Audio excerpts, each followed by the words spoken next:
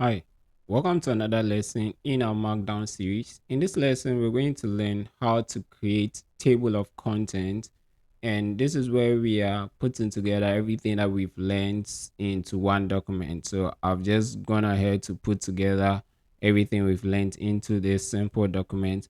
But then, because there's a lot of content, we want to create a simple table of content at the top here, such that when you click on the very heading that you want or an item within the table of content, it takes you directly to that particular part of the document. And this can also be used for internal linking of content, such that you can create links to any other part of the content at any point that you want. Unfortunately, the text editor here does not support what I'm going to show you right now. So we copy all of this and go to VS Code. So inside VS Code, let's create a new file called TOC, that's table of content.md. Then in here, I'm going to paste what we had initially. So when we preview this, and to preview, we use Control Shift and V, Control Shift V to preview. And now you can see that we have all of these items here neatly displayed for you. But then we want to add the table of contents such that if I want to see, say, the links and images, I do not have to scroll down here. I'll just have to click on it in here. So let's go ahead and learn how we can do that. To do that, you would use the square bracket.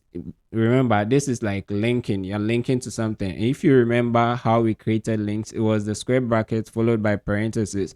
And usually you had the name that will be displayed as the display text would be here in the square brackets, whilst the URL or path that you are putting in there will be in the parentheses. So now we need to have the internal link or path to the part or the heading that we are looking at. So we call these anchors. We have to create an anchor for each heading. So let me go ahead and change this so that they will be in sync with what we want. Say I want the first one to be introduction. Since introduction is the first thing here, I can go on and write the anchor in Markdown, just as in HTML2, we use the hash symbol. So you just write hash. Then we are looking for the first thing that we have here is introduction. And you can see VS Code is even suggesting these things for us.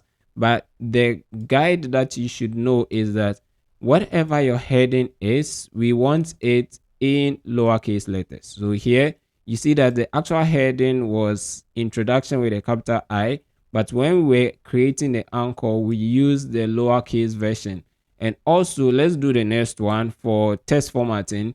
So in the same way, text formatting, we are going to have everything in lowercase, but all the spaces between them will now be changed to hyphens. So let's go ahead and add the next one, say text formatting. As for the display text, you can write anything that you want, but at least it should be representative of the parts that I'm going, because that's what will show and that's what I'm going to click on. So I could even use numbers and I say 1, 2, 3, and when you click on one, it takes you to the first one. But it makes sense to use a display name that is easy to recognize and associate with the actual anchor.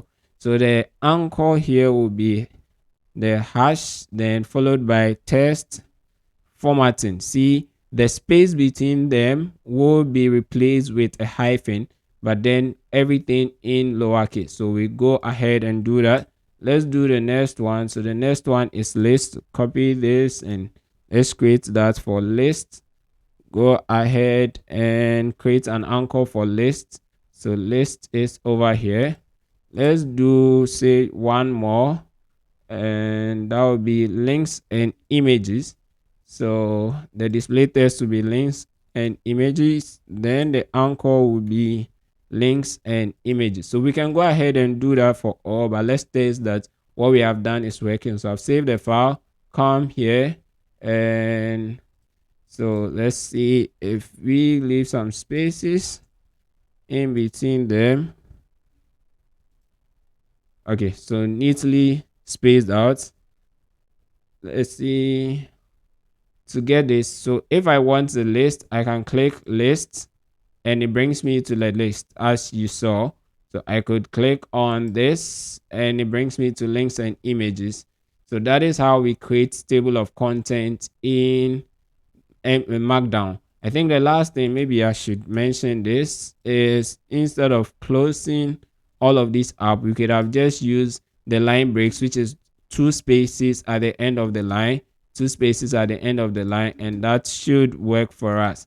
So you see that now we have them spaced out, put on separate lines, but then not as spaced as it used to be, because that one was covering a lot of space. So those are some simple tricks that you need to know. You can go ahead and add as many links that you want. And this is how you create a table of content, or you link to an internal part of the same document.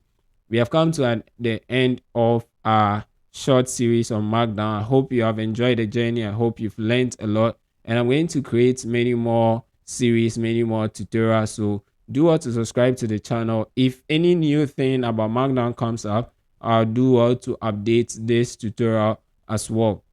So do subscribe to the channel if you haven't subscribed, and also join our community for more, so that you're able to get first-hand access to every new course, every new tutorial, every new video or lesson that we release.